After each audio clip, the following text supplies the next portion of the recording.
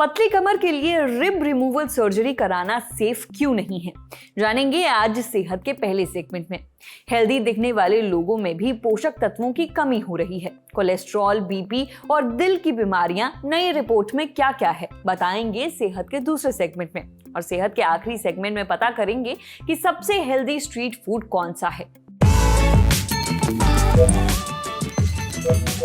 Brought to you by Candid. Candid dusting powder, 4 skin problems का एक expert solution. Candid dusting powder, हटा खुजली, लगा कैंडिड। वजन घटाने के लिए इंसान क्या कुछ नहीं करता, घंटों जिम में बिताता है, मेहनत करता है, डाइटिंग करता है, कभी कीटो, कभी वाटर, तो कभी सिर्फ जूस पीता है। कई लोग वजन घटाने के लिए सर्जरी भी कराते हैं, लेकिन अब एक नया ट्रेंड चल रहा है, पतली कमर पाने के लिए पसलियां तुड़वाना। ऐसे लोग जिनका वजन पहले से ही कम है, वो और स्लिम दिखने के लिए रिब रिमूवल सर्जरी करवा रही हैं। ये शरीर के लिए मेडिकली बिल्कुल भी ठीक नहीं है। आज सेहत के इस एपिसोड में हम डॉक्टर से जानेंगे रिब रिमूवल सर्जरी कैसे की जाती है, इसका क्या रिस्क है, ये भी पता करेंगे कि पसलियां शरीर के लिए कितनी जरूरी हैं और पतली कमर पाने के दूसरे बेहतर तरीके क्या हैं। सुनिए।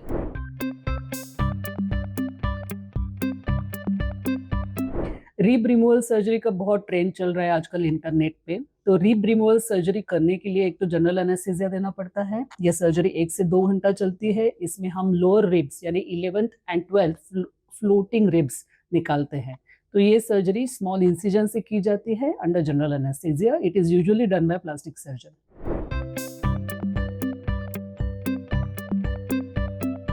एस्थेटिक प्रोसीजर है। एस्थेटिक चीज के लिए रिब रिमूवल करना यानी उसका इंडिकेशन सबसे पहले समझ में आना चाहिए, जो बहुत पतली लड़कियों में ही किया जाता है। ओबेस पेशेंट में रिब रिमूव करके कोई भी रिजल्ट नहीं आएगा। पतली लड़कियों में अगर रिब रिमूव करना है, it is only for the aesthetic reason. And 11th और 12th रिब रिमूव करने का रिस्क एक है कि वो डायफ्राम करके एक मसल अटैच रहता है जो थोरैक्स और एब्डोमेन सेपरेट करता है। वो मसल 11th 12th रिब को अटैच रहता है, उसका थोड़ा सा डिस्टर्बेंस का प्रॉब्लम आ सकता है। और ये रिब अपने किडनीज को प्रोटेक्ट करती है, तो ये थोड़ा सा उसमें रिस्क है, but not the major risk.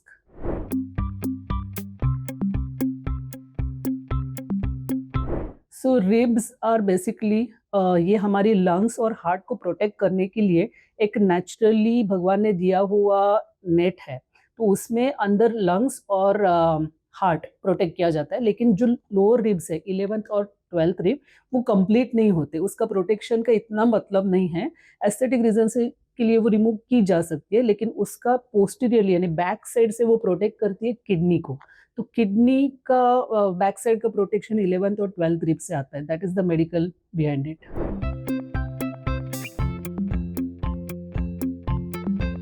एक तो पतली कमर पाने के लिए आपको ओवरऑल बीएमआई कम होना चाहिए। पतली कमर और ओवरऑल बॉडी ओबेसिटी ये कैलकुलेशन नहीं जमेगा। इसके लिए आपकी पतली कमर होने के लिए पहले बीएमआई कम होना चाहिए, ताकि आपका ओवरऑल बॉडी फैट कम हो जाए तो आपके कमर का कर्वेचर दिखेगा। सो पहले वेट लॉस ट्रीटमेंट करनी चाहिए। वेट लॉस ट्रीटमेंट के लिए सर्जिकल, नॉन सर्जिकल बहुत सारे ऑप्शंस अवेलेबल है। आजकल तो नॉन सर्जिकल ऑप्शन में मॉन्जरो, ओजेम्पिक जैसे बहुत सारे ड्रग्स के ऑप्शंस अवेलेबल है।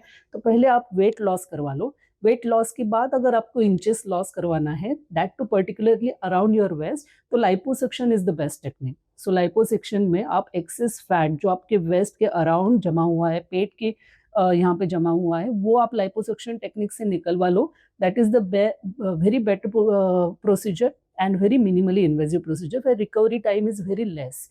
तो ये बेटर लगता है मुझे। रिब के सर्जरी के पहले आपको डेफिनेशन चाहिए कमर के लिए, तो liposuction is the better technique. देखिए, लोग एस्थेटिक वजहों से रिब रिमूवल सर्जरी करा रहे हैं, पर हमारी सलाह है कि आपको ऐसी कोई भी सर्जरी सिर्फ लुक्स के लिए नहीं करवानी चाहिए, क्योंकि पसलियां शरीर के लिए बहुत जरूरी हैं। अब बढ़ते हैं सेहत के अगले सेगमेंट की तरफ, तन की बात।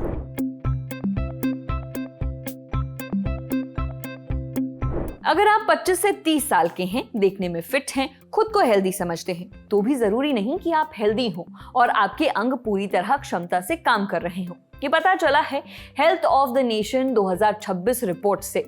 इसे अपोलो हॉस्पिटल ने जारी किया है। इस रिपोर्ट के लिए डेटा अपोलो हॉस्पिटल के अलग अलग जांच केंद्रों से लिया गया। रिपोर्ट के मुताबिक साल 2025 में 30 साल से कम उम्र के 1 लाख से ज्यादा लोगों ने अपना हेल्थ चेकअप कराया। इसमें 59% लोग ओवरवेट निकले, 52% लोगों का कोलेस्ट्रॉल असामान्य था, 10 में से 7 लोगों में विटामिन डी की कमी थी और करीब आधे लोगों में विटामिन B12 कम था। ये सारी ऐसी दिक्कतें हैं जिनके लक्षण शुरुआत में नहीं दिखते, इसीलिए लोग अक्सर इन्हें सिर्फ स्ट्रेस समझकर नजरअंदाज कर देते हैं, लेकिन परेशानी उससे कहीं बड़ी होती है। अगर नौकरी करने वालों की बात करें तो जिन 5 लाख कॉर्पोरेट एम्प्लॉइज का हेल्थ चेकअप किया गया, उनमें 10 में से 8 लोग ओवरवेट थे, करीब आधे लोग प्री डायबिटिक या डायबिटिक थे, हर 4 में से 1 व्यक्ति का बीपी बढ़ा हुआ था, करीब 2/3 लोग बेसिक एक्टिविटी भी नहीं कर रहे थे, यानी वो हफ्ते में 150 मिनट एक्सरसाइज भी नहीं कर पा रहे थे। यह हाल तब है जब इन एम्प्लॉइज की औसत उम्र 38 साल थी। कॉर्पोरेट एम्प्लॉइज में बीमारियों की सबसे बड़ी वजह थी कुर्सी। ज्यादातर लोग डेस्क जॉब करते हैं, घंटों अपनी कुर्सी पर जमे रहते हैं। इससे फिजिकल एक्टिविटी कम होती है। जब आप पर्याप्त एक्टिविटी नहीं करते तब वजन बढ़ने लगता है। फिर बढ़ा हुआ वजन ही आगे चलकर कई बीमारियों का रिस्क बढ़ाता है। महिलाओं की बात करें तो उनके हेल्थ रिस्क उम्र के साथ बदलते रहते हैं। 20s में महिलाओं में विटामिन B12 की कमी सबसे ज्यादा होती है, जबकि ये वक्त फर्टिलिटी और नर्वस सिस्टम के लिए बहुत जरूरी होता है। 40s आते आते लगभग 10 में से 9 महिलाओं में पेट के आसपास चर्बी जमा हो जाती है। फिर मेनोपॉज के दौरान शरीर का मेटाबॉलिज्म चेंज होता है, जिससे डायबिटीज का रिस्क 2.5 गुना बढ़ जाता है। अगर पेट के आसपास चर्बी जमा है तो ये रिस्क और ज्यादा बढ़ जाता है। अब बात दिल, दिमाग, लिवर और पेट की। 1100 से ज्यादा ऐसे लोग टेस्ट कराने आए जिनमें दिल की बीमारी का कोई लक्षण नहीं था, लेकिन जब कोरोनरी कैल्शियम स्कोर टेस्ट किया गया तो पता चला कि 45% लोगों की धमनियों में कैल्शियम जमा हुआ है। इसीलिए कोरोनरी कैल्शियम स्कोर टेस्ट जरूर कराना चाहिए। इसमें बस कुछ मिनट लगते हैं, पर ये लक्षण आने से पहले ही बीमारी का पता लगा सकता है। वहीं 1 लाख से ज्यादा लोगों के रूटीन हेल्थ चेकअप से ये भी पता चला कि हर 15 में से 1 व्यक्ति को डिप्रेशन है, हर 10 में से 1 को एंजाइटी है। ये समस्याएं सिर्फ 2 मिनट के छोटे से क्वेश्चनेयर से पकड़ में आई हैं। इसीलिए जब भी डिप्रेशन, एंजाइटी लगे, एक्सपर्ट से जरूर मिले। 50,000 से ज्यादा लोगों का अल्ट्रासाउंड करने पर पता चला कि उन्हें फैटी लिवर है, जबकि नॉर्मल ब्लड टेस्ट में 74% लोगों के लिवर एंजाइम पूरी तरह नॉर्मल थे। यानी फैटी लिवर है या नहीं, इसका सटीक पता अल्ट्रासाउंड से भी नहीं चल पाता है, इसीलिए इसे करवाना जरूरी है।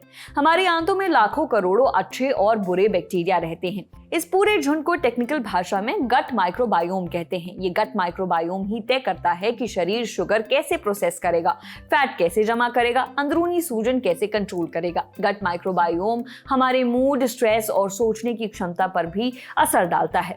जिन लोगों का गट माइक्रोबायोम हेल्दी था, यानी जिनकी आंतों में अच्छे और बुरे बैक्टीरिया का संतुलन था, उनमें गुड कोलेस्ट्रॉल ज्यादा था।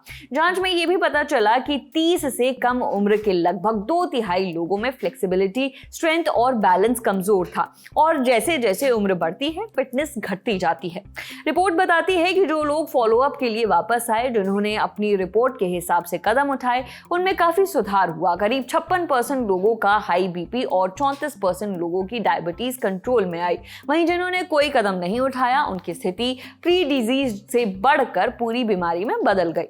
देखिए, कई बीमारियां बिना लक्षण के शुरू हो जाती हैं। ऐसे में हमें कौन कौन से जरूरी हेल्थ टेस्ट करवाने चाहिए और अपनी आदतों में क्या क्या बदलाव करने चाहिए, ये हमने पूछा अपोलो हॉस्पिटल में अपोलो प्रिवेंटिव हेल्थ के medical director doctor Srividya Venkataraman से।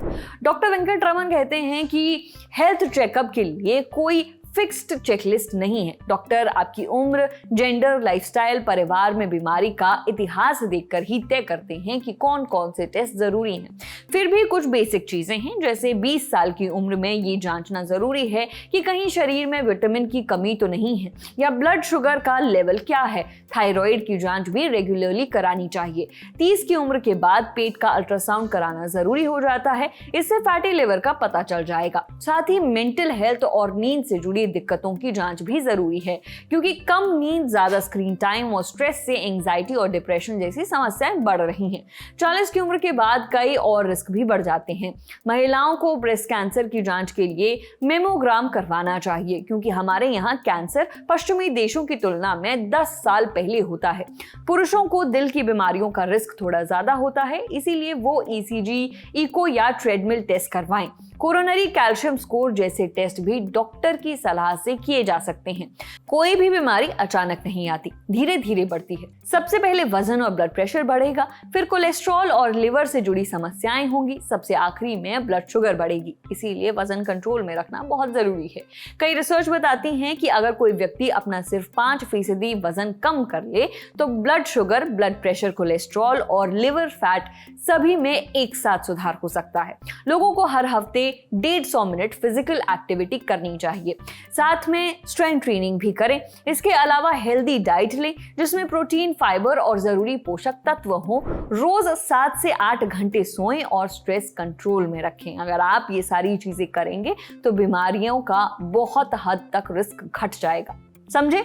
अब बारी है सेहत के आखिरी सेगमेंट की, खुराक यानी एक झक्कासी हेल्थ टिप। मोमो, पनीर टिक्का, सोया चाप, गोलगप्पे और भेलपुरी, ये पांचों ही बहुत पॉपुलर स्ट्रीट फूड है। आमतौर पर स्ट्रीट फूड्स को हेल्दी नहीं माना जाता, इसीलिए हेल्थ कॉन्शियस लोग इन्हें खाने से बचते हैं। लेकिन क्या सच में सभी स्ट्रीट फूड अनहेल्दी होते हैं, या फिर इनमें से कोई हेल्दी भी है? ये हमने पूछा किम्स हॉस्पिटल ठाणे में चीफ डाइटिशियन अमरीन शेख से। डाइटिशियन अमरीन कहते हैं कि मोमो, पनीर टिक्का, सोया चाप, गोलगप्पे और भेलपुरी में से पनीर टिक्का हेल्दी माना जा सकता है, क्योंकि इसमें प्रोटीन भरपूर होता है और इसे आमतौर पर ग्रिल किया जाता है, जिससे इसमें तेल का इस्तेमाल भी कम ही होता है। भेलपुरी भी अच्छा ऑप्शन है, बशर्ते उसमें सेव, चटनी और नमक कम डाला जाए। अगर मोमो स्टीम्ड है यानी भाप में बनकर तैयार हुए हैं तो इन्हें भी सीमित मात्रा में खाया जा सकता है। हालांकि कोई स्ट्रीट फूड कितना हेल्दी होगा ये 2 चीजों पर निर्भर करता है। पहला ये कि उसकी स्टफिंग यानी उसमें क्या क्या डाला गया है, दूसरा उसे बनाने की जगह कितनी साफ सुथरी है। इसीलिए हमेशा वही स्ट्रीट फूड खाएं जो साफ सफाई के साथ तैयार किया गया हो। स्ट्रीट फूड रोज नहीं खानी चाहिए, इन्हें महीने में 1-2 बार खाना ही काफी है। लेकिन अगर आप हर हफ्ते स्ट्रीट फूड खाते हैं तो जान लें कि इससे हाजमे से जुड़ी दिक्कतें हो सकती हैं, जैसे गैस, एसिडिटी और पेट में इन्फेक्शन। इसके अलावा ज्यादा तेल मसाले वाले स्ट्रीट फूड जैसे सोया चाप और गोलगप्पे वजन और बैड कोलेस्ट्रॉल बढ़ा सकते हैं, जिससे दिल की बीमारियां होने का रिस्क बढ़ जाता है। इसीलिए स्ट्रीट फूड का मजा लें, लेकिन सीमित मात्रा में और बहुत सोच समझकर। आज सेहत में इतना ही। अच्छा, अगर आप डॉक्टर हैं या फिर आपका डॉक्टर से कोई सवाल है तो स्क्रीन पर दिख रही ईमेल आईडी पर दाग दीजिए। सूचना समाप्त। शुक्रिया।